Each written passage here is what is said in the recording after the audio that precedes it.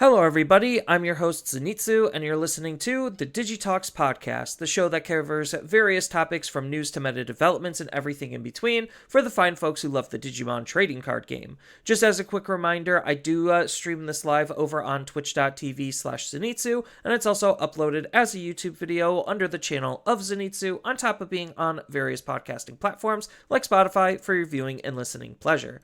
Please feel free to leave that rating, like, follow, subscribe, review, depending on the platform that you're listening on. It really does help support the podcast. Today I am back with Jay Stewart, and we're actually going to be talking about spoiler season, because this is actually the first time that they're showing unified spoilers when it comes to what is actually going to be in BT20.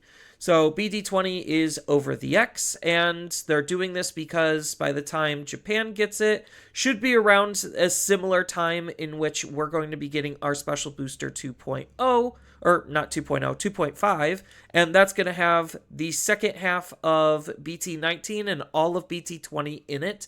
So we kind of need to know what's actually going to be in it so we could decide if we're going to be purchasing it or not. Spoiler, most likely a lot of people are going to be purchasing it.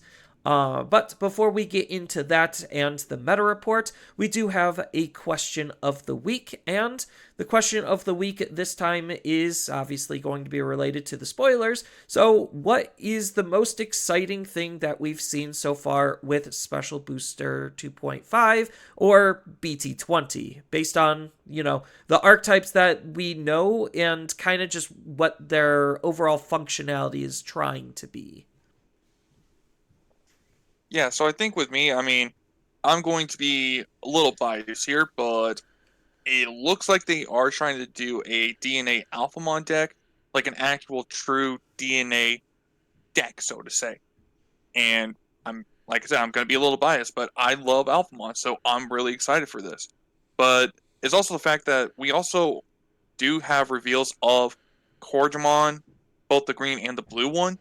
So I think if I remember correctly, Xmon's the last Royal Knight that needs his X antibody form. So hopefully we even get this in this deck, because Xmon X antibody was in the Digimon X Chronicles series, which is what this set's supposed to be themed off of. So makes sense to me. Yeah, my answer is pretty simple. I'm a Leomon stan, so obviously more chaos, like Chaosmon support is kind of nice, and it looks like Leomon is basically here to stay inside of green.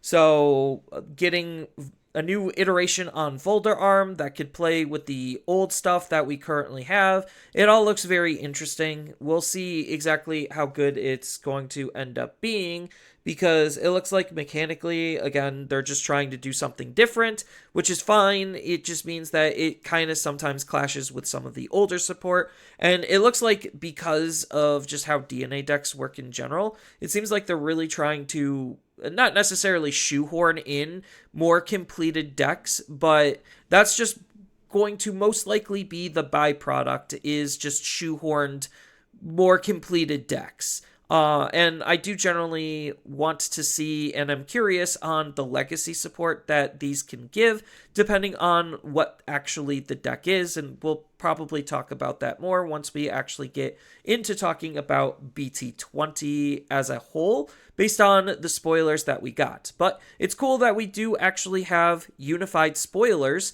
so we're getting all of the cards revealed at the same time as Japan, and we could get just as excited as Japan for the most part. So this is probably a good point to go into the metadata, because we did have one final event of 2024, and this was the Play TCG December Online Ultimate Cup. So, Ultimate Cups are known for not necessarily holding the highest of attendance. So, this actually isn't one of our larger events. And this event only had 208 players. Granted, it is by the holidays, so money is usually tight around here because of gift buying and gift giving. So, there's that, on top of just again, holiday season, so more people are probably spending time with their families or loved ones, just because that's what you do around this time generally. Then when it comes to the actual metadata, the top 16 archetype breakdown is as follows. The vast majority of this will literally not shock or surprise anyone because it's the same exact decks that we've been seeing probably since like BT16. So we have 4 purple hybrids, 3 Magnamon X's, 2 Mirages, 3 Great Angels, 2 Lord Knight X's, 1 D Brigade, 1 Ancient Greymon, and 1 7 Great Demon Lords. And then there's actually some pretty interesting lists this time around. Obviously, not any of the top 3 because Mirage is Mirage, Magnamon is Magnamon, and that makes up the top 3. Number 4 actually is a little bit more interesting with D Brigades, and nothing has changed. So cool to report that literally nothing has changed. So D Brigades with a good luck string could still be viable. I did notice that there actually isn't any Imperials. So like without Imperial being able to source strip as consistently, it does make D Brigades a little bit stronger. So that could be a factor in how their matchups went and all that. Because D Brigades does have some pretty good protection. It's just on an inheritable and is board state dependent. So good removal is usually pretty bad for the deck. On top of anything that can source strip can take away a lot of your effects. So yeah, there's that. I do have one question about that. Is it the evolution line that we got in what is it, BT 14 or 15, or is it like the BT 9 where it's just Rookie Rush theme? Just out of curiosity. I mean, it's literally the same thing as BT 14 slash EX. No, it's just it didn't have any EX support. It's just BT 14. Okay. So sorry, just thought I asked about that. yeah, no, it's valid because there's a couple of different ways to play it. It is more Digi Police focused, and it just has some really good stuff. So it seems like what they're trying to do here is like Brigadramon to play out cargo or tank, though, and then just ace bait with Vike, and then just have the alternative Dark Dramon from EX3 just to act as a good game finisher because he could basically evolve for free, which is insane, and he's got some pretty okay removals in of himself. Then they are playing the Satsuki and Shu combo along with the Numemon, so that's kind of why they're a little bit D-police heavy, is so that they could run those cards along with Metropolitan Police Department and DCD Bomb to round out the option suite.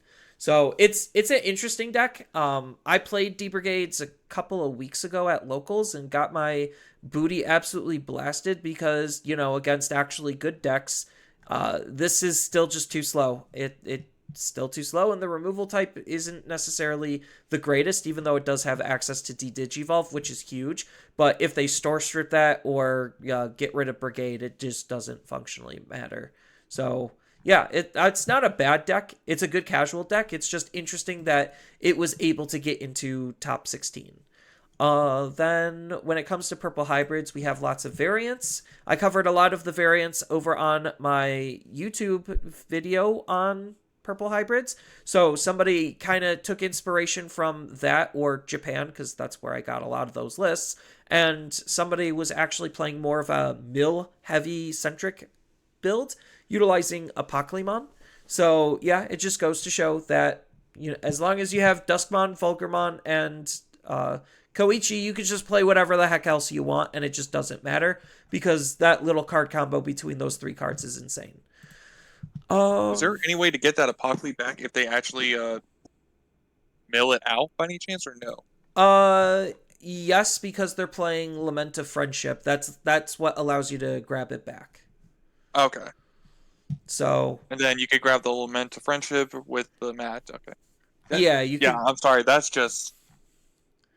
It's just good stuff. Like it's good, yeah. Yeah, it's just fun stuff when it pops off. And again, because the lower amount of players, it's easier for more rogue-ish style decks to be able to be propped up. I've said that for a long time, and even though we did have 8 rounds, we had basically half the amount of players we usually did. So without half the amount of, or yeah, with half the amount of players usual, a lot more strategies are a little bit more viable because of just the less competition overall. Any other? And then, one of the other Lord Nightmon is just Lord Nightmon. It's still purple base. Purple hybrids also had a yellow top end, so this is like the yellow toolbox variant. So the idea is just to get up into like Jet Sylphie and Rahihi and use those as really cheap and easy transition points to get into some powerful level 6s to try to control the opponent. So they're electing to use Venusmon, obviously, because it's one of the best floodgates for a turn. Sendrilmon, because it could actually like put a lot of pressure on the opponent. Bancho Leomon is always an interesting choice. I like the card. I just don't think he's that good. I literally just would have rather ran a second Shadow Seraphi Ace because Shadow Seraphi Ace is actually kind of nuts. But yeah, so just another purple hybrid variant. Very strong deck. Then the last purple hybrid variant that I'm going to be talking about, because again, literally none of the other decks are actually worth talking about because it's all the same stuff that we've seen before, is going to be one that's actually a Merva variant. So you have a variant of a variant, and this variant off of Mervamon is actually playing Gallantmon from BT13, because you could fill up the opponent's trash and then hard play Gallantmon on a empty field for pretty cheap. And then it's also teching in the Rush Guilmon, just, easy rusher. Good if you revive it, good if you just have the opponent have enough cards, you revive other things, and then just gain enough memory to just hard play it, and you could just swing for game that way. So it's just a very aggressive purple hybrid variant. Nothing else really to say about any of the other decks, because the meta literally has not been changing. I've been keeping track of it, and right now, the best 3 decks in the meta, as of right now, is going to be Mirage, not at number 1. Number 1 technically is Purple Hybrids, not by a very large margin, but Mirage is the second best deck of this format right now, and the third best deck of this format is Magnamon X. Just because, high levels of protection in a very fast and aggressive deck is kind of nutty. Not gonna lie, if you can't answer Magnamon X, he's just going to win the game. Like, that's what that card just does, and that's why the meta is currently shaping up the way it is, because not a lot of decks can handle it. So yeah, that's the meta in a nutshell. I am going to be going to Nationals come January, literally January like 1st or 2nd. So we'll have the last event of Special Booster 2.0 then, and then we could kind of like see where this, like, where the big picture of the meta is currently with as much information as we have. But currently, meta, as we already know it, is not in a good spot. Things are as uninteractive as they humanly possibly can be, kind of similar to back then in like all of the Nats formats, because Nats format is honestly the worst format of the entire year all the time. I know this is probably going to be one of the little side tangents before we get into the new stuff and the new set, but like thinking back on it, Nats has always been bad, like literally always been bad. So you had the very first year was, oh God, I think it was BT6 with EX1, because everyone was thinking right. it was going to be Gabu Bond with the Ice Wall Yeah, package. so that was for Gabu Bonds. Like that was Gabu Bond with Ice Wall at 4. Talk about miserable. It probably wasn't as, I mean, it was pretty bad. But it wasn't as bad as next year, or like the year after, which was when I started being able to get to Nats, because my very first year I missed out on Nats because I chose to participate in a large tournament that didn't have a Nats invite. I could have chosen to go to like a store regional or something and win the invite that way, but I didn't. So I didn't get to play in that one. And that was an online nationals as well. because we were still under like COVID back then. Oh yeah, Uh, that's right. yeah, then now I remember the second year, which was Black War Greymon Hell, where literally it was play Grandis or play Black War Greymon, or you were not basically a playable deck and you weren't really having fun. I mean, granted, there Was it was still Mirage wasn't it back actually then. BT10 with a crossheart? No, it was BT11. So we just got Black War Greymon, and we knew how busted he was because of obvious reasons in Japan. Crosshearts was pretty prevalent then. So Oh Crosshearts and Mirage yes. were also in that meta, and they were doing pretty okay. Not as good as uh, Black War Greymon and Grandis, because those two decks just had the speed and control to shut out most of the entire format, because Black War Greymon can go up pretty cheap, easy, good protection, because source stripping was not nearly as good as it was back then as it is now. So it was actually very difficult to remove the Black War Greymon. And then Grandis was just the hard counter because, oh, I can't remove Black War Greymon by effects. Cool, I'll just suspend him and beat over him. Easy. And then Grandis also had the OTK damage to back itself up. So yeah, that was Nats 2 years ago. Last year's Nats was equally as EX5? awful. Yeah, it was EX5. It was equally as awful because we had the unrestricted version of Anubismon, and Anubismon was just running away with that event. It was And like then 20 to Tekmon showed up and 30% of won it it. all. Yeah. Um, but Anubismon was not a fun format to play in either. I don't know if you're like any people are actually like paying attention enough to pick up on the patterns, where usually after Nats we get bans and restrictions because they don't ban and restrict cards enough. And honestly, like I think every single set they need to ban and restrict something. Like literally, they need to pull like a Dragon Ball Masters, and every single set, like main set, they need to have an update in order to keep the game healthy. Because Nats gets to be this like toxic wasteland where right now, we're going into Nats with probably one of the most uninteractive and unfun formats I have ever played out of the 5 years of Digimon. Technically four, but because Japan, well, no, it's like 4.5 because Japan had it like a whole half year before we did. So the 4.5 years I've been playing Digimon, this is honestly one of the worst formats next to like BT7. It's that bad because most decks just either hide in raising or blitz aggro or combo and OTK. Like there's just not really a lot you could do about anything, and you just hope that your card effects stalled the opponent enough to where they just can't get to their win con before you. It's boring, it's miserable, and I'm gonna have as much fun as I humanly possibly can playing at a big in-person tournament. But I'm 100% expecting a ban and restriction list to come. I don't know when after Nats, but after Nats, like please Bandai, just save this game. Well, It's really bad.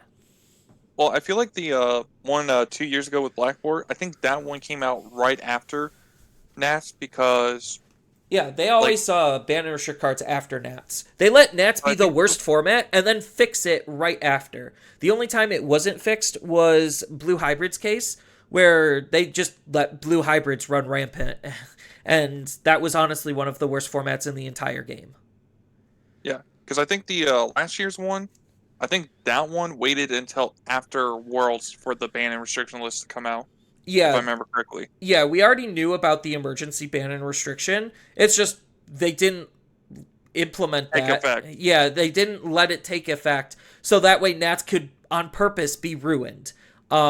Which is wild to me. Like we were all expecting this type of stuff, and yes, you could say that competitive players need the time to prep and figure out the format. Like who cares? Like honestly, who cares? Like just let us have a good, fun game, and if there's a little bit less time to actually like prepare for the meta, honestly, who cares? Like we're gonna play what we're gonna play, and if we're there to try to have fun and win prizes, like yes, I understand the competitive echelons of like, oh, I want to be as prepared as humanly possible because big prizes are on the line. Like, literally a trip to Japan is on the line. But, like, they've historically been really bad formats for nationals, making it even worse. Like, it's to the point where I probably don't even want to try to go to nationals next year because I know it's just going to be the worst format of the whole year. So why am I trying to fight my way to the play in the worst format? Like, it's sometimes it's just not worth it. Well, not trying to discredit that idea or thought, because I mean, like you are right, because the track record and the history speaks for itself. But I mean, I do know that a lot of the times that the reasons we're stuck, I guess you could say, in like these worst formats is because we've always been behind Japan. Like for example, the Apocally hit. We were like, I mean, I think Apocally is like one of the best examples. Apocally was running rampant around in JP as much as possible, and I think every single player in Japan was like, please hit this card. We are sick of this. We don't want to play this. Like play against this and everything. Because they were like losing turn two into Apocally. Just getting the opponent getting Apocally out on their second turn was just ridiculous how fast they was able to do. And I know Bandai was trying to avoid hitting it by like hitting everything else around it, kind of pulling the whole Konami of, oh, we're gonna hit the problem cards around it and not gonna hit the actual problem itself. And it got to the point where it was like, I think what was it, a week or two before BT15 came out for us, they're like, look, we have to hit it now this time. There's no way we've tried to work around it. It does not work.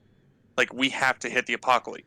No, that's partially why unifications is like unification is going to be a thing is because when you hit those apocalypse situations, they don't want the sales to tank as a result. Because we have to keep in mind when stores were ordering BT15 was right after the whole debacle behind RB1. Again, this is something I've already talked about and covered on the podcast, but like RB1 damaged the game to shake stores' confidence, and then the double whammy hit with the pre-banning and limitations on BT15's Apocalypse to like really help kill the set on top of the set already being not super desirable because of just again the not fun format that it was about to enter in. So they were just trying to save the actual game itself at the cost of the sales, and unification now helps prevent that. Granted, it did absolutely nothing to save nationals. It did zero to save nationals. And if they continue on the path that they are, nationals next year, unification or not, is still going to be the worst format of the entire year. What we really need is just more constant ban and restriction updates. Like it's honestly not that difficult. There's a ton of problematic cards that not only are just coming out but are already out that they just seem to not want to do anything about. And I don't know why. Like honestly, we are right now like the talk of the town on Facebook for the past like week and a half, almost 2 weeks at this point, has been can they ban Mirage? Like we're begging them to do something, and that's only building player frustration overall because they're tired and exhausted of this meta, especially the fact that this meta more specifically has not been changing literally since BT16. Like, we're still playing the same decks we've been playing since BT16. Even, like, some of the other decks technically sooner, or, like, earlier, because Mirage has always been good since he came out. Granted, the worst format that he was in was the Nationals format from 2 years ago, mind you. 2 whole years ago. He was still a good deck, he just wasn't the best deck because of the protections that Black War Greymon had at the time. And now that Black War Greymon got hit and Mirage just got a whole bunch of like good generic cards, literally since BT13, Mirage has been like a forerunner of the meta for basically a year and a half, almost 2 years. That's pretty tiring seeing the same deck for 2 whole years. Let alone just the current state of the game only perpetuating and making him better. So yeah, it's interesting. Yeah, But I will uh say that something I would kind of like to see them do. I mean, obviously hit cards and everything when they need to, but I don't know if like hitting them right when a set drops or even a week or two before cards drop. Because I'm curious to see like because I know sometimes what they do is like they'll try to solve the problem within like like say hybrids. BT7 hybrids was a problem, and then the deck solution to beat that came out in the next set. What I'd like to see them try to do is like give or take wait 3 or 4 tournaments maybe after a set drops and see, hey, these cards are still a problem even after we made a quote unquote countermeasure and the countermeasure is not working. So therefore we have to hit the cards now. I mean, solution selling isn't like a new concept at all. That's kind of what you're alluding to, but like solution selling only can do so much because if you're needing to solution sell, that means there already is a problem.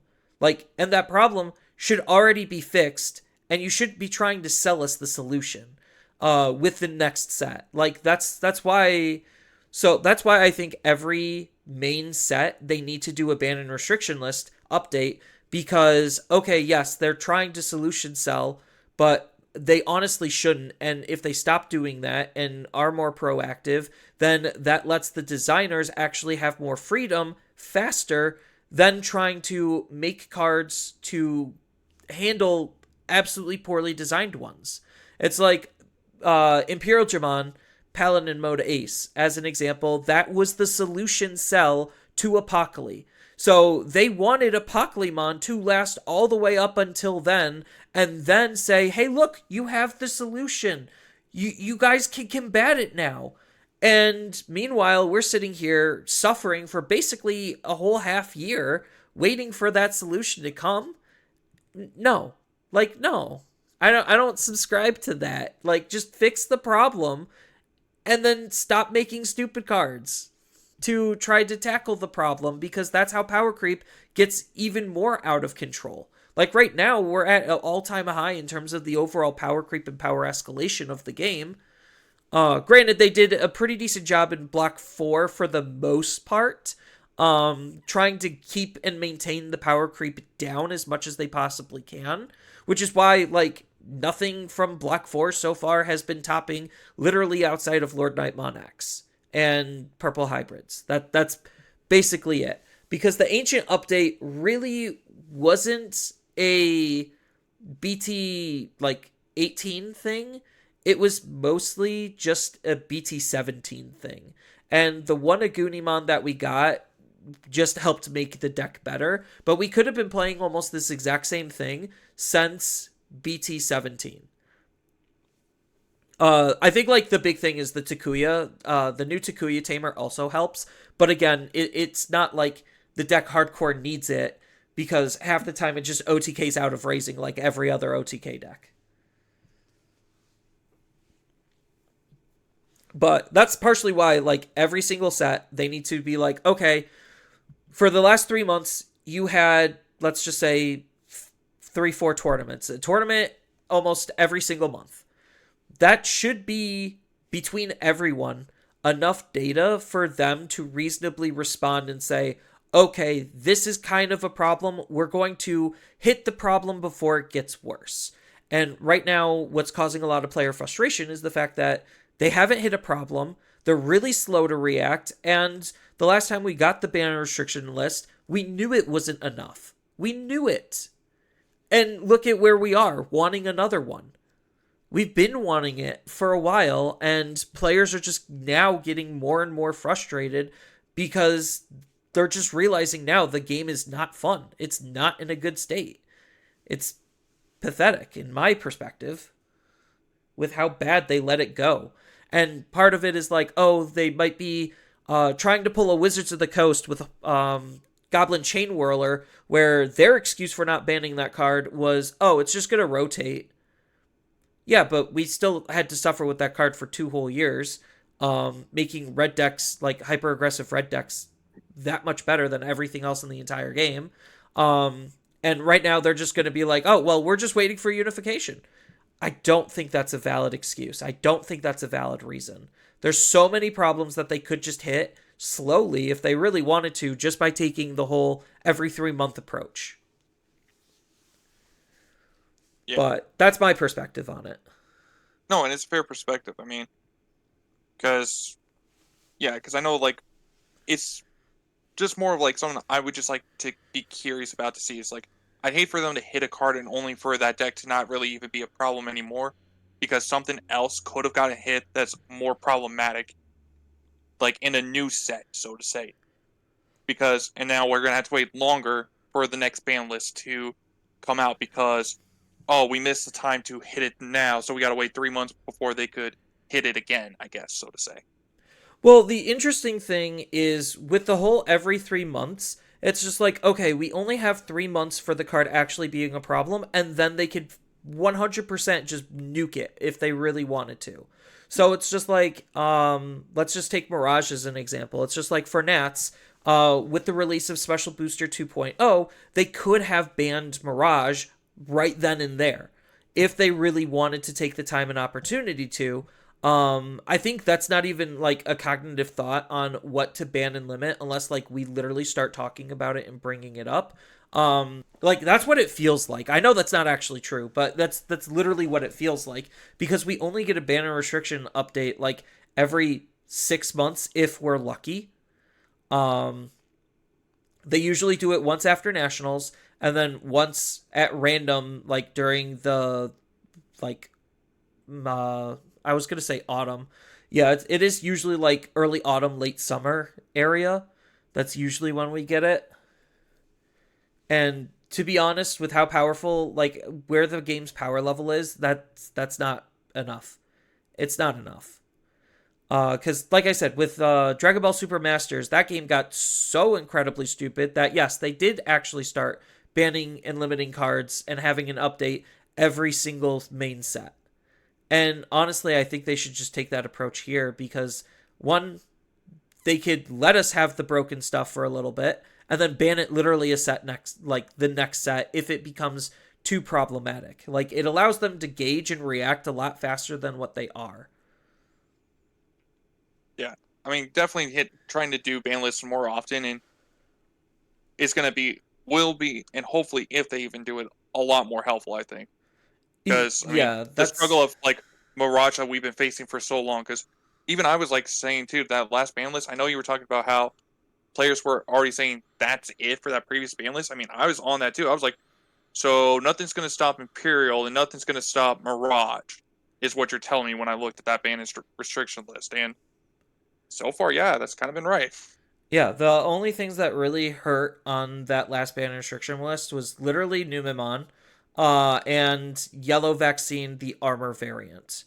And everything else outside of that was basically untouched, and we were just like, yeah, this is still going to be hyper problematic. And lo and behold, here we are, being correct.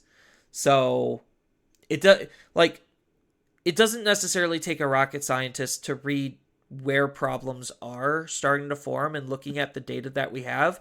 Even though we only have like us with a limited scope on the data can see how problematic certain things are.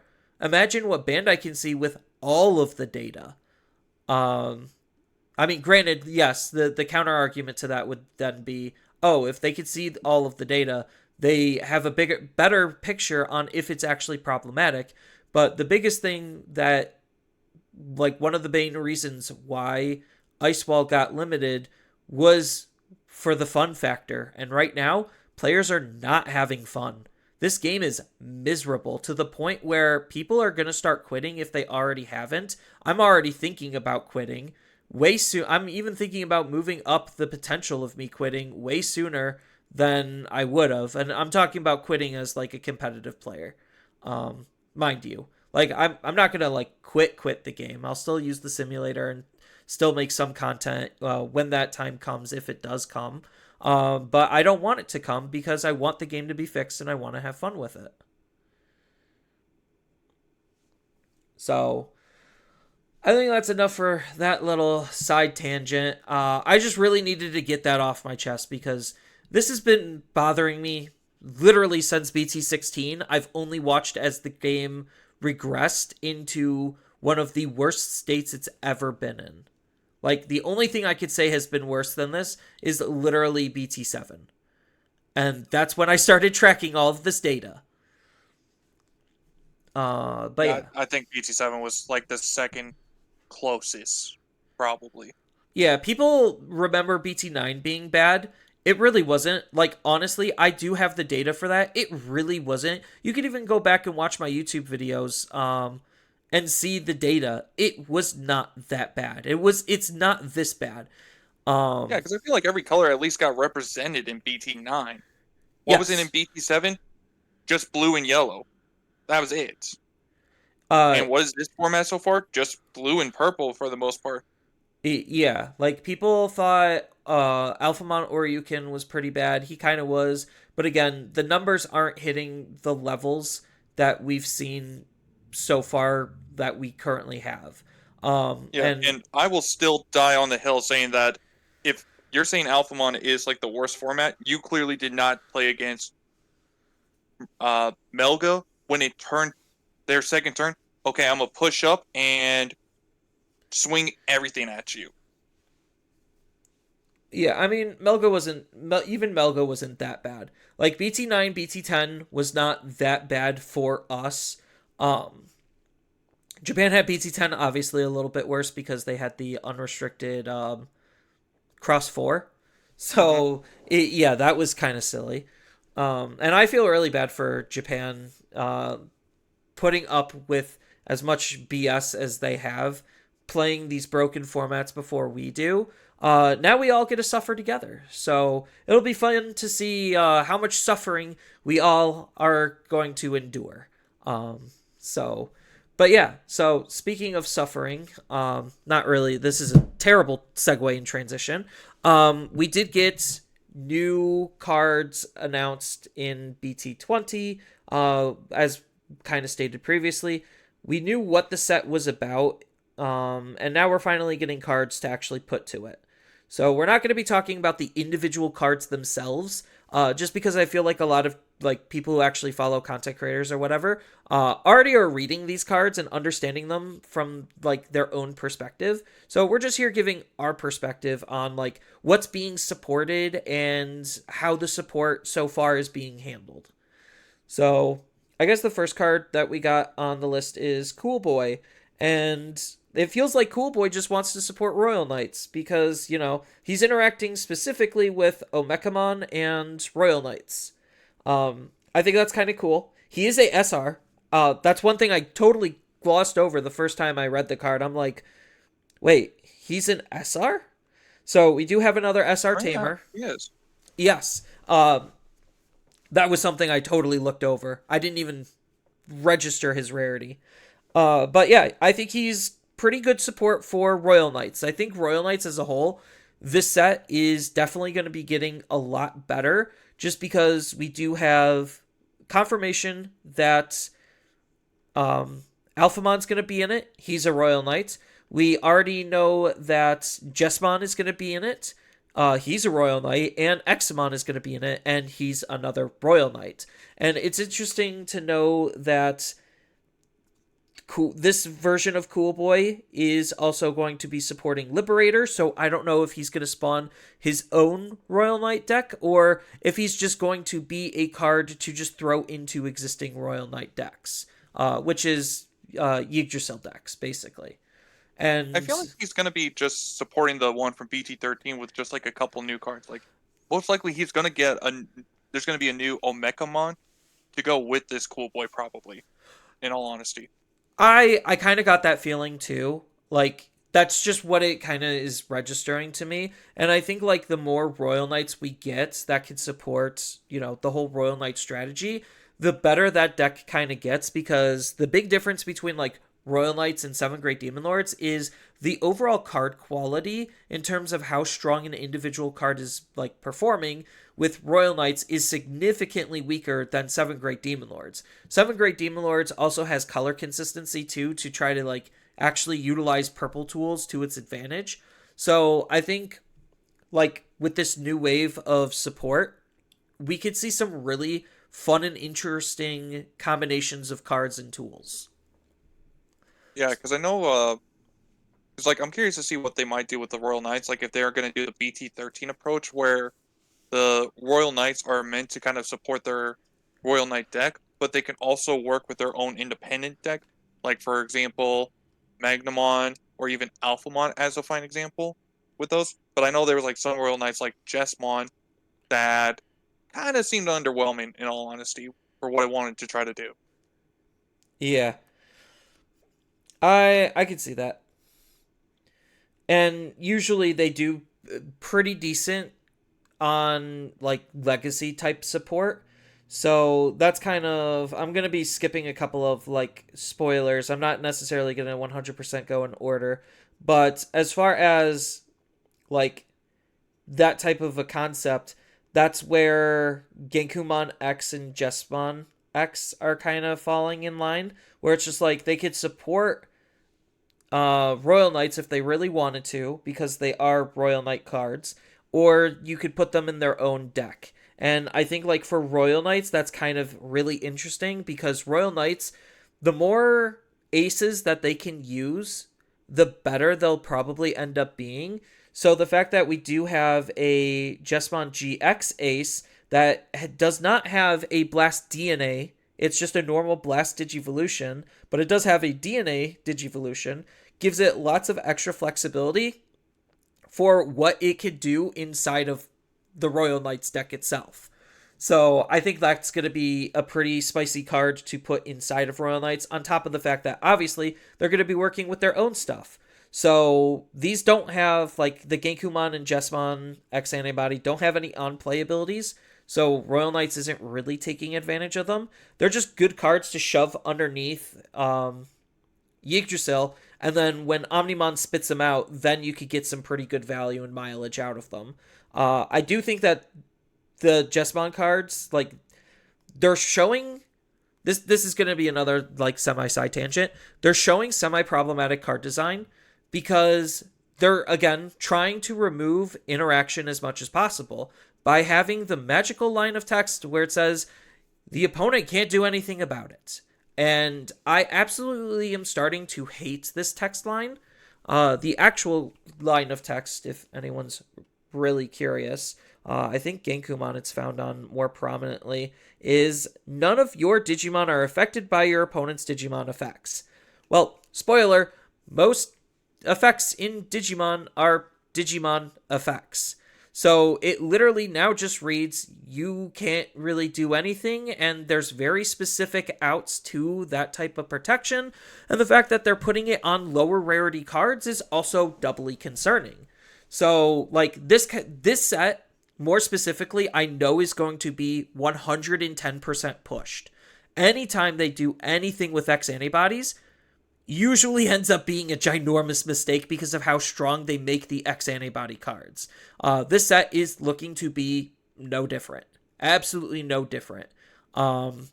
They gave me hope, and then they're starting to take it away. And I'm just like, come on, Bandai, you did so good for this whole year in terms of, like, Block 4.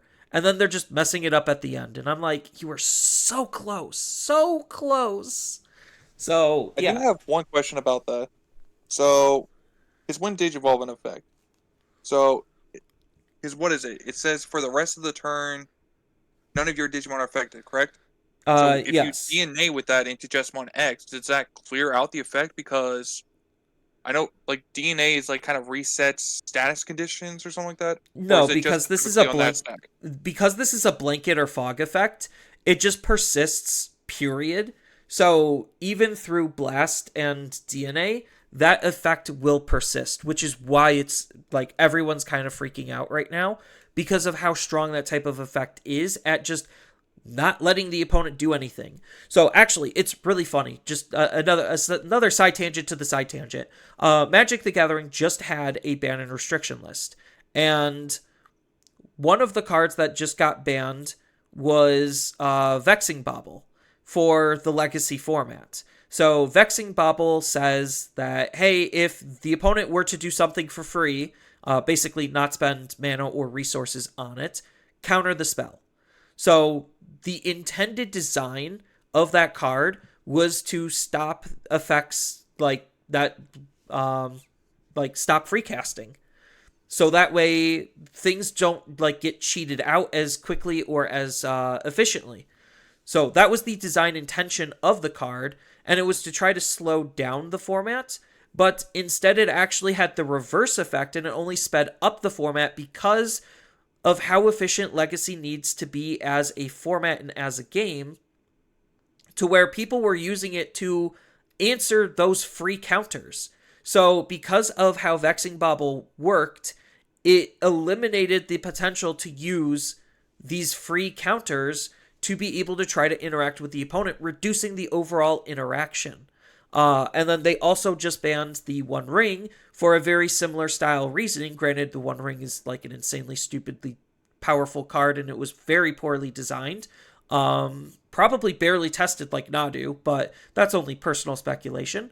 But it's another card that only further reduces interaction because it's giving you protection for the turn, so the opponent can't really interact with you the way that they normally might or would. So, Magic is now finally learning, hey, we printed cards that reduced interaction, thinking that these cards would increase interaction. And I think, Bandai hasn't exactly learned that lesson yet, where printing these levels of protection only reduces interaction, especially when the deck is combined with something that has actually a high damage output, like Jessamon being able to OTK. Oh, you can't interact with my Digimon during my OTK? Cool. I think I just get a free OTK here. That's kind of where the problematic design is leaning and heading towards. And that's why I personally don't like these types of cards whenever they're printing them. And they're printing them more often and on lower rarities, which is extremely scary. And the fact that, for Close, they were promoting the fact that's an OTK deck. I'm just shouldn't... You were just taking away OTKs. Why are you creating new ones and promoting more? More OTKs and more degeneracy. It boggles my mind, the double standards in terms of Bandai's card design. But enough of that side tangent. Spoiler, Jessamon is going to be looking to be very good. The new Jessamon X antibody cards also don't work like the old ones, where the old ones were agnostic of Jessamon or the X antibody itself, and these are looking to be more akin to what we already have, where it's just just abuse it with Protoform. You're good. Protoform just solves your problems. Or you could just Digivolve on the base. Your choice. So, yeah, there's that aspect of it. Yeah, because I'm kind of just now looking at this. Well, I've kind of looked at it, but I'm even just now thinking about it, too, because I feel like there is, Digimon Inheribles that stop option card effects too on top of that, so that that would help get rid of the other protection. I will say this. There's not a lot. Most of that's in red hybrids, to be honest. Red hybrids and delicate plan then.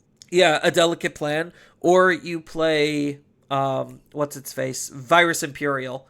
That's a deck that has the ability to stop options from triggering as well. So it's not a very commonly used effect to stop options, but because of where deck design is, most people can't afford to run removal options anymore, which is why it's essentially a free OTK when you get into your OTK setups. Yeah. I will say this, though, about the Genkamon. Yes, the protection effect is kind of strong, but at the same time, though, I'm looking over it. It's not like it's Tyrant Kabuterimon where it procs every single time it's suspended or anything like that. This is just a one-time, only when it digivolves, and that's it. You can't trigger it again unless they have cards that say, "Oh, you could trigger a when digivolving effect of one of your Royal Knight Digimon." That'd be stupid if they did something like that. Because then, yes, we will make the argument that Genku X is going to be just that broken. Well, so even with that one turn of protection, if they can't answer your body, that means you're just going to body them the following turn.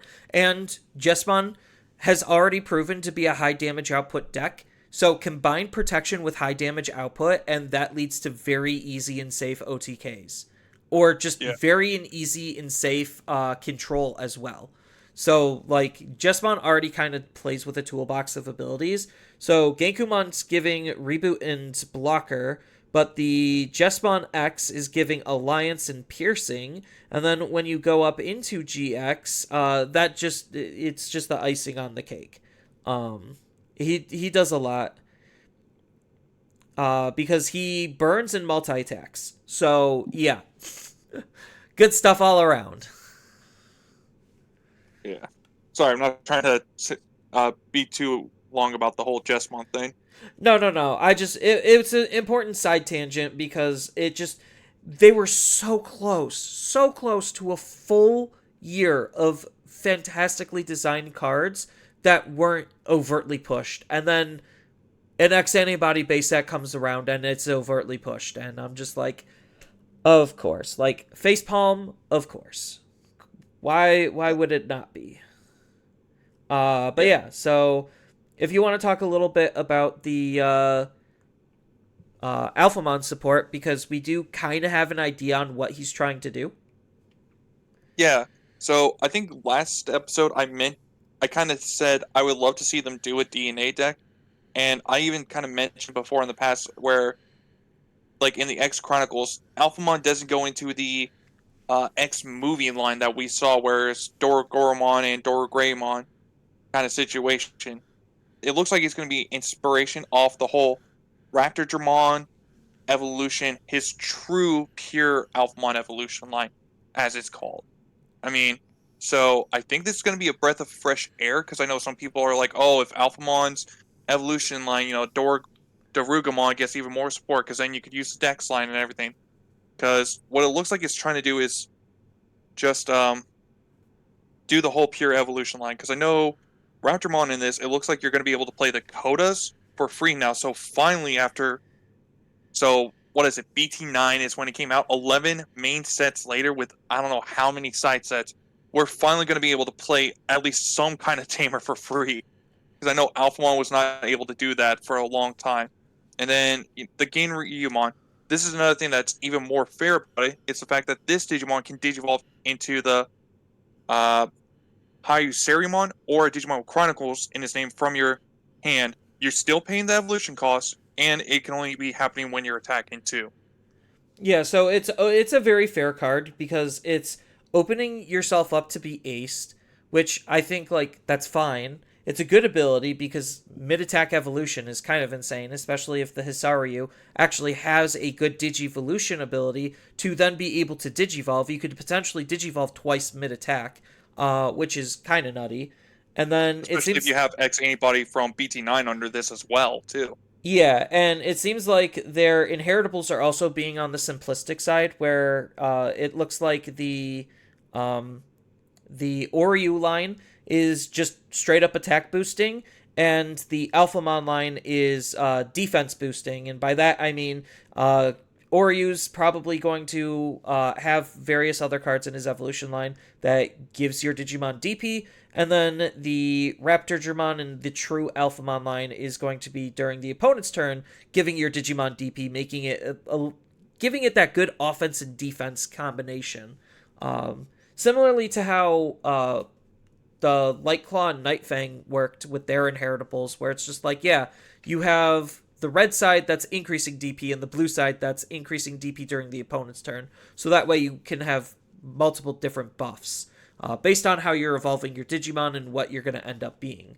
But the Ginryu, the when attacking does allude to it wanting to be a DNA deck because usually these types of DNA decks, it seems, and we're going to talk about some of the other cards, it looks like a lot of the decks that are being supported are level 7 DNA decks where they're trying to get up into 2 level 6s and then just find a way to DNA. So I think that's going to be pretty interesting to see how each one of these play out because you do have Alphamon or Yukin, which is obviously going to want Alphamon and Oryumon. Then we already knew that Takami Kazuchi is going to be a thing, which is obviously Kazuchimon and Fenrei Lugamon. Then we already talked about Jesmon wanting to play with Genkumon and Jesmon X antibody, or like Genkumon X and Jesmon X.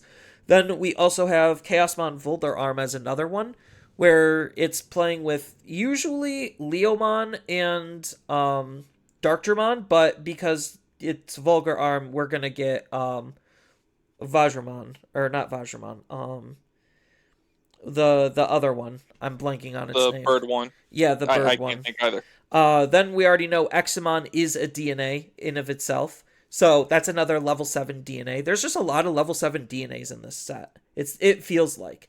Then the other big thing is the support for it, because it seems like with this set, starting with this set, they're testing out new traits, which are going to be traits based on the series that they came from. So both of the Raptor and Ginryu are Chronicles traded. So basically, that kind of tells you as the player that I could build a Chronicles deck, or I could put these into their own perspective evolutionary line decks, because they still do have like some alternative Digivolutions.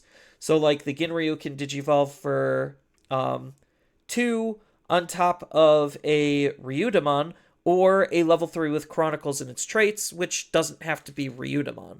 So it gives you that flexibility to decide how I'm going to be using this card, which is generally good for legacy support, because now you could use that card for multiple different purposes. Yeah, and I really do love that because I think what was it? One of the first DNA. What I'm trying to blank on what it was. Sorry, there was like some sort of DNA deck that they had right off the bat early on. Like I think Mastermon, what it was, or Yeah, something where it was like it there was. was the first true DNA was Imperial and Masty. Yeah, because like I know Masty was just kind of like it just like was weird because you were like trying to build one evolution line, then you had to hard play the other one, so you were passing off over so much memory, and you couldn't even really use a lot of cards because it didn't have like the whole because it had the black text box of evoing on top names, but it didn't have anything about evoing on top of the trait thing like we're seeing nowadays. Yeah, they've But just been expanding what and how they are playing with DNAs, and this just seems like another further evolution for it, because like going on to the next set of cards, we did get a new Lugamon and Bulkamon spoiled, and obviously you could build the deck in literally 3 different ways for Taka Mikazuchi. You could build it the new way with the Seeker's trait, because both the new Lugamon and Bulkamon have Seekers. You could build it the Lugamon way and just use the new Lugamon cards, or you could build it the Bulkmon way and just build it with Bulkmon or Pulsemon cards. So, like, it's giving extra flexibility to how we could approach deck building, and that's something I really like. Because not only is it good legacy support, but you could ignore the legacy support if you really wanted to.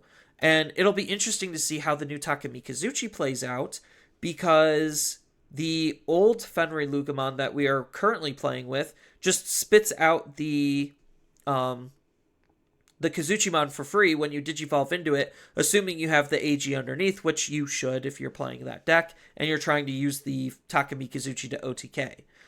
It is a little bit more limited, though, with these cards specifically for their own perspective decks, because the Lugamon digivolves off of... well, actually, no, it has name-based, so never mind.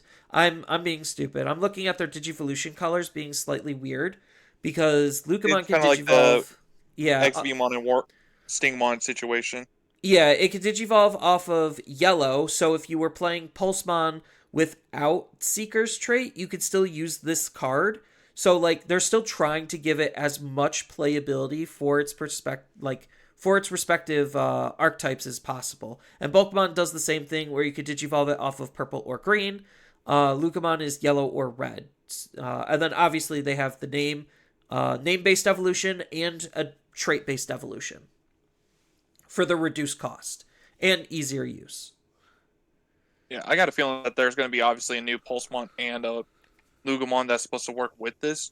Oh, there But 100% is. There's no reason for them to like spoil the level 4s without giving us like, the idea that both evolution lines are going to be fully supported. And I think that's going to make the set be very interesting overall.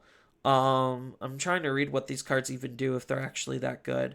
No, they're actually pretty good for what the each of their respective decks is trying to do. And then obviously they're going to play in tandem with each other in their new iteration of the deck, which I think See, the megas are going to support that. see, I have no problem with the Bulkmon, but the Lugamon, if they don't hit that Balmon egg from BT14, that's going to be a problem with this. Oh no, the new Lugamon is absolutely cracked. Discarding a card and then being able to grab back an SOC or Seekers from your trash is like really good.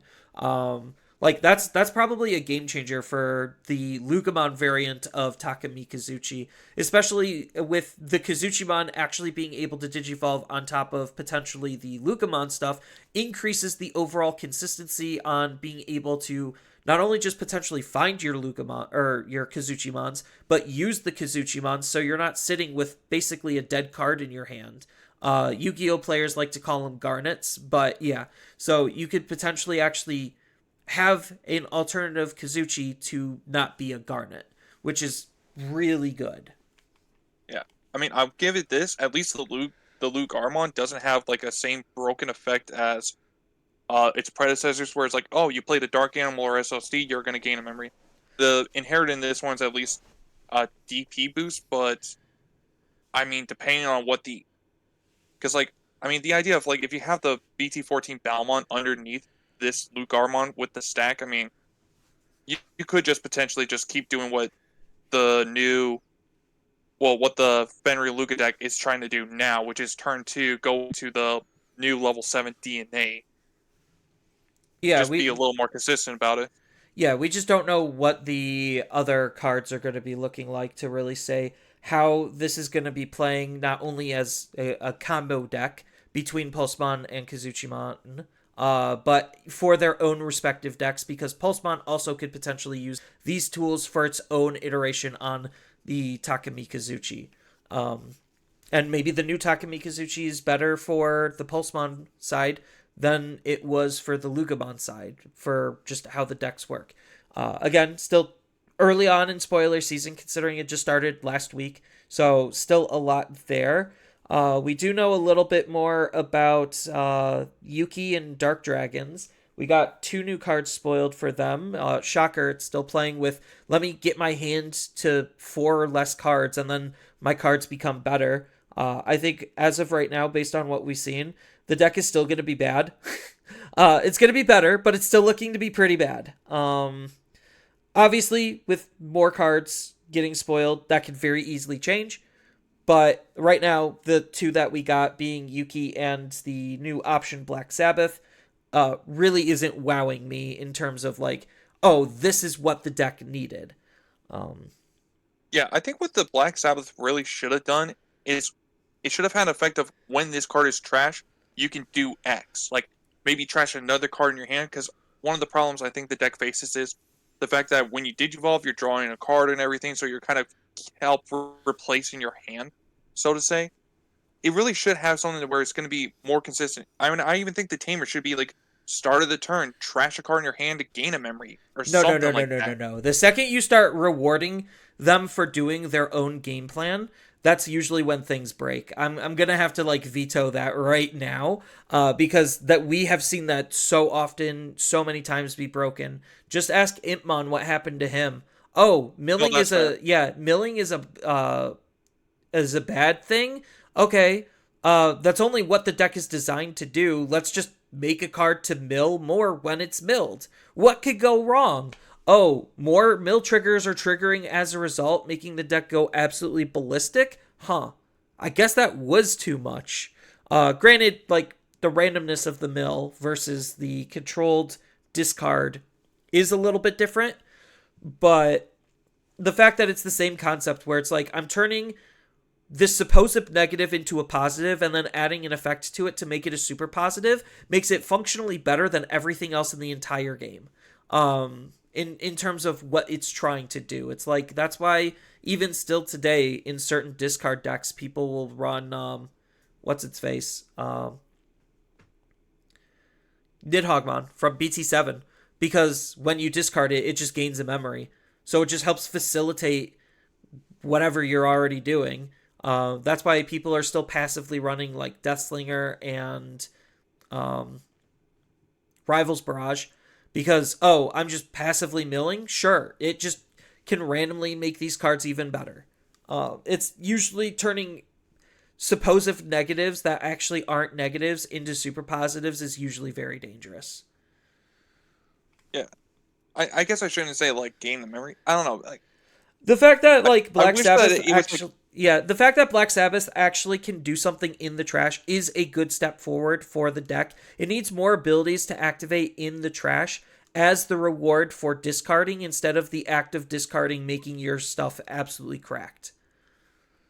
yeah. I don't know. It's just the way I'm like trying to see it is like the deck's really not even that good, but it could just be because we don't have any more of, like the heavy metal Dramon kind of line, so to say.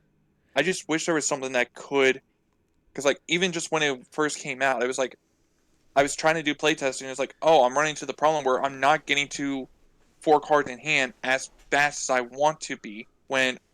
And again, I know this is probably going to be the situation of like, well, if everything else is doing it, then you should not give the excuse for this. But it's just too fair of how the deck wants to try to do its thing, and I just kind of wish there was something that the deck could do to give it like maybe a little bit of a notch up to get to like that rogue tier, I guess. Well, I mean, it has ways to actively keep on discarding cards. It's just a matter of using them correctly or not. Because that's where the level 5 comes in. Not it Loudramon, something like Yeah, that. something like Yeah, that. that card's insane because the idea is you're supposed to have your heavy metal be able to revive it, and then you could use its when digivolving on play to discard more cards, so that way you could put yourself into that position better, faster when you get there. The Yuki being able to let you attack at the end of your turn is also kind of nutty. Like it just lets the deck actually deal damage because I found that the deck had a harder time dealing the damage. It has good damage output. It just had a harder time dealing damage because it couldn't get its attacks through because things costed usually too much. But now maybe it will be more effective and efficient with the few little tools that it got. I don't think it's going to be a tier 1 deck, but I don't think it's supposed to be a tier 1 deck because tier 1 right now, for where the game is completely divorced from the entire rest of the game by such a large margin. It's actually kind of comedically sad. Yeah, because I know like the other card that they had revealed with this is like a Shoto, and I think early leaks before cards reveals started happening, if I remember correctly, I'm pretty sure they were talking about a Savagamon Ace, and I think Heavy Metal was also maybe supposed to get Ace, but I don't Yeah, remember for no, both of sure. them are getting aces, and Zavagamon Ace will only get played if it's actually good enough because right now the Shoto deck is probably just going to be taking out the EX7 Zavagamon because that's arguably the worst Zavaga. It helps with damage and control, but when you literally have Gallantmon, medieval Gallantmon doing the same exact thing but better, it's like why am I even wasting my time with EX7 Zavagamon? So, like, I think the starter deck Zavaga is just going to be the best by default because protection is always going to be, like, such a high premium to be able to keep your cards around as best as it possibly can. But it'll be interesting to see what the aces for these respective Liberator decks are doing. And Shoto is definitely going to be a really interesting tamer, to say the least. Just because, more Shoto support means more possibilities for probably the most supported Liberator deck that they're probably going to make. And speaking of Liberators, we actually did start to get the. I forgot the character's name. He's basically like a robot, and he has a robot deck. Espimon? No, the character whose partner is Espimon. We did get the new Espimon. It is 2 colors, blue and black. Very strong color combination. Do not underestimate that. But it's trying to play more into machine support, and the dude literally looks like a Power Ranger in a way, like his Oh his yeah, that was partner. like real early on Yeah, reveal. I don't remember what his name is. I'm sorry, I have not been keeping up with Liberator. Liberator has been moving too slow for me to functionally care because every other week getting a chapter drop is just it's too slow. Not saying that my attention span is that short. Like if it was every week it would be way easier for me to keep up because then I wouldn't forget to try to read it as much. So I think I'm just gonna give up on actually reading Liberator until it's like mostly done, just because like I just lose attention. I just stop caring and I forget that it exists. They don't keep it in Well, my cognitive brain enough to make me want to care. And that was the well, same problem that Seeker had. to be fair, like Espimon and the tamer for it, because like I think it's an NPC, it's the tamer or something, but that hasn't been revealed at all in the comics at all, or It could anything be like in the that. novel because that's another part like problem with Liberators Oh, did is I miss like the novel? uh That might have been it. I have no idea. That's the problem.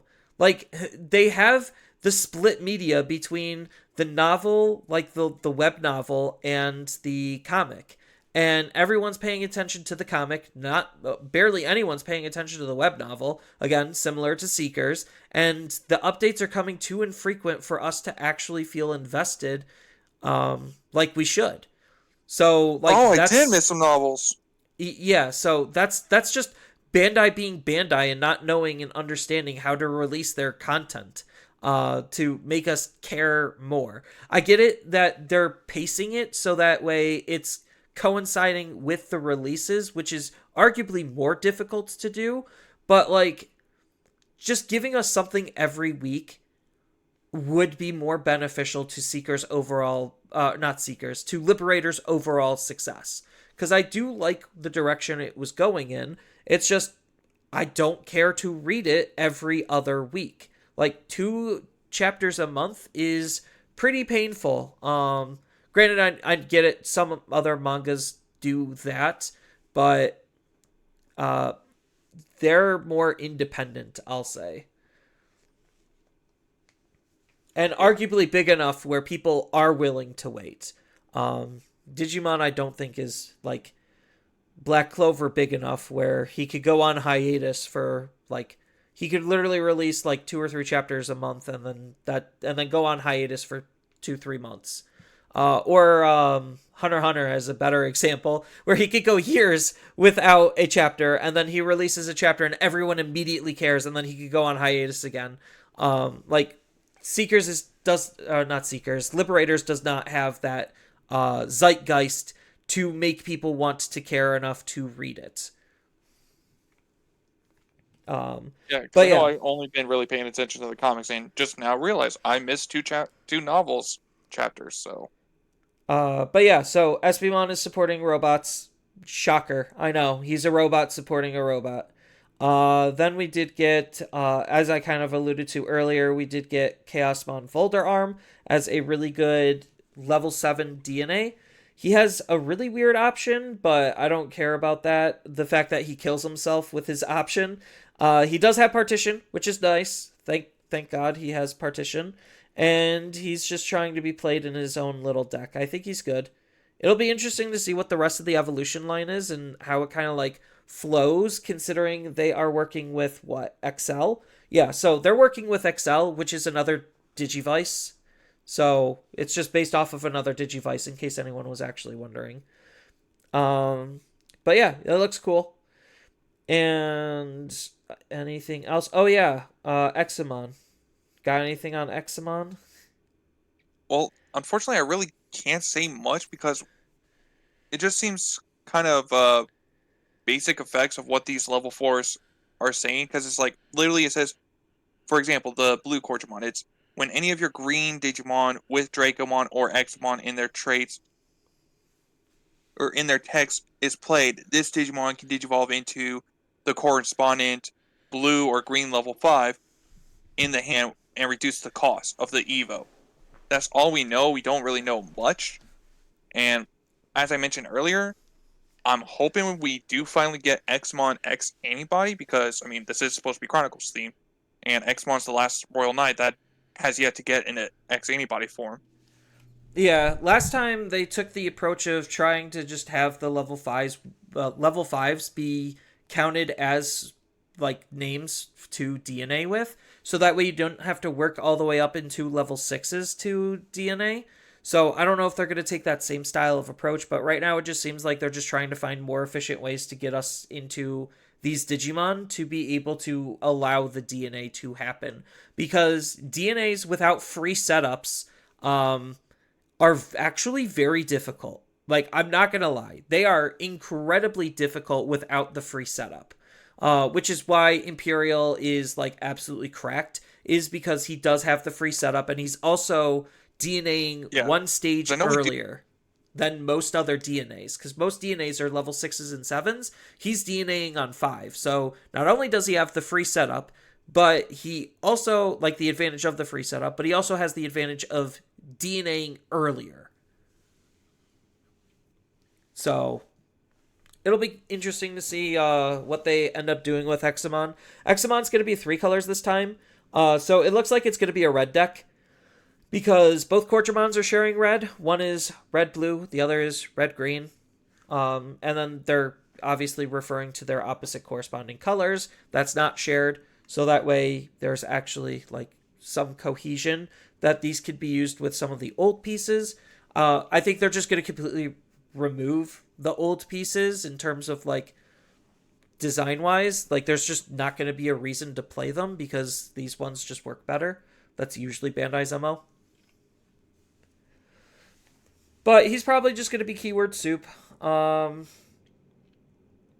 just have lots of really good generic effects. And then hopefully he has the ability to interact with the raising area, just like the old one. The old one technically didn't, but the goading effect to force the attack was something different and unique to him.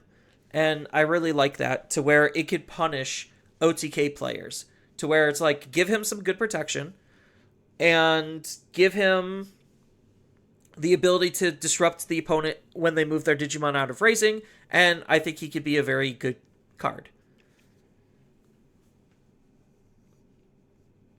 Yeah, because I know Examon has a lot more potential now, because there has been a few other cards to help kind of boost the consistency a little bit. Like, I think we have a promo Dracomon, for example, the rookie that came out along with the, what is that, the Destromon. We also have the Jade Memory Boost as another example. Yeah, so he's slowly getting there. He just actually needs good cards. Like, more good cards. Yeah, and then the quote-unquote unofficial tamer for him being Davis from BT2 or 3. It was BT3, because that's when Imperial came out. But yeah, so it'll be interesting to see what they do. I mean, people probably are just going to end up, like, saying, screw his engine, we're just going to use Pyildramon, and then use Pyildramon to DNA. Like, that's probably honestly what most likely is going to happen, unless they do something to not incentivize us for using that type of an engine, because right now we're, like, in engine phase, where we're just running generically good top ends, hyper-specific top ends that have insane high levels of controller damage, combined with absolutely broken low ends that just do nothing but turbo us into our high stage Digimon as quickly as possible. Like, that's the mode the meta is in. So, as much as I want to care about some of these, it really is just the efficiency of where the game currently is, whether they're actually real decks or not. And that's why I think, like, we need that ban and restriction to really curb a lot of these decks. So that way, these new and cool ways to be able to have lots of fun DNA decks can actually exist. And they're not just, oh, this is just bad because it's too slow. Like, even though the cards themselves could be really good. So, yeah, because, I mean, there's probably still going to be a lot of decks that we're still facing nowadays that could really just not care what some of these decks are even trying to do, for example, in all honesty. Yeah, like, Lugamon obviously is going to be still really good unless they do something about it. Like, literally unless they do anything about it, I honestly don't see much of these new cards seeing any kind of relevancy. Heavy Metal is still going to be bad. Zafaga is still going to be really bad. Whatever Espimon is doing is not going to be good enough. Just as a couple of examples, because I could already tell, based on the few little bits of spoilers that we have, there's nothing in the deck that's really going to accelerate them to be as quick and consistent as what we already have. And that's the underlying issue, is like we've already reached such an apex in terms of power level that like you really have to play in very particular ways and have really specific effects in order to be anywhere remotely viable for where the meta currently is.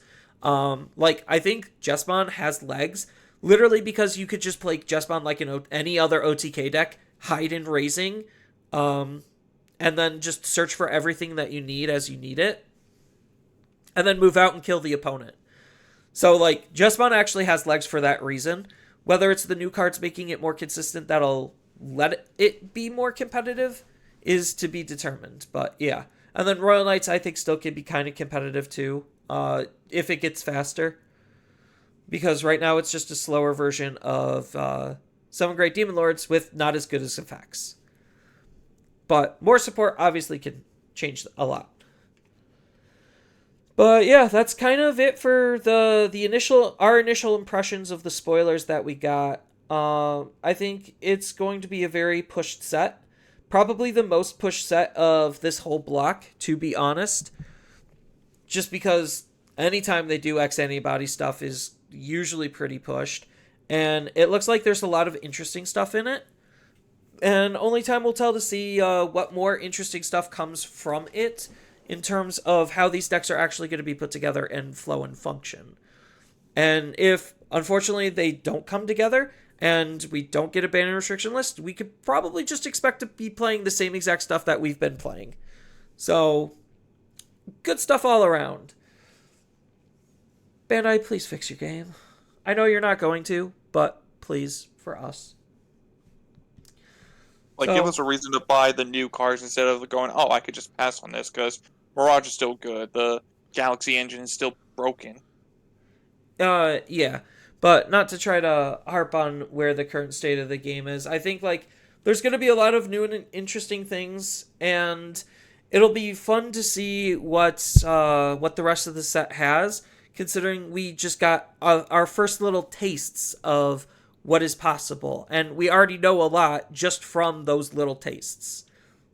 And there's still more to come, so that's the fun part. It'll be both in English and in Japanese as it's getting revealed simultaneously, which is nice because it seems like they're actually putting practice towards those simultaneous releases. So getting that stuff down now will only make, reveals better later. So, any other final or closing thoughts, Jay Stewart?